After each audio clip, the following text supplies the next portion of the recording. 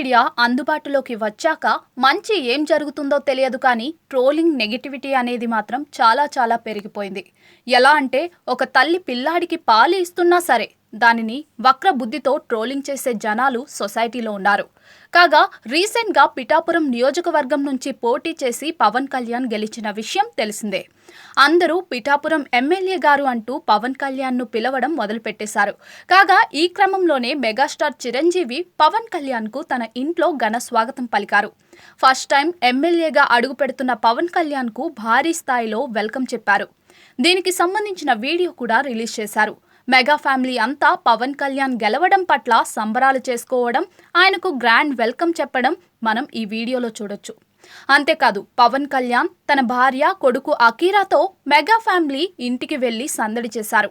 ఇదే క్రమంలో తన తల్లి, తన అన్న, తన వదిన ఆశీర్వాదాలను తీసుకున్నారు.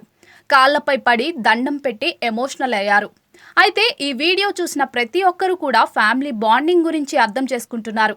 కానీ కొంతమంది ఆకతాయిలు మాత్రం ఎందుకు చిరంజీవి సురేఖ కాళ్లకు మాత్రమే దండం పెట్టారు, నాగబాబు పద్మజాల కాళ్లకు దండం పెట్టలేదు అనే విధంగా ట్రోలింగ్ స్టార్ట్ చేశారు.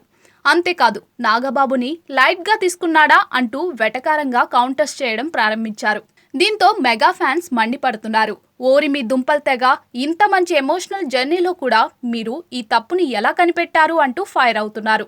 మరికొందరు చిరంజీవి, పవన్ కళ్యాణ్ మధ్య ఉన్న బాండింగ్ చూసి మాకు ఇలాంటి అన్న ఉంటే బాగుండు అంటూ కామెంట్స్ పెడుతున్నారు.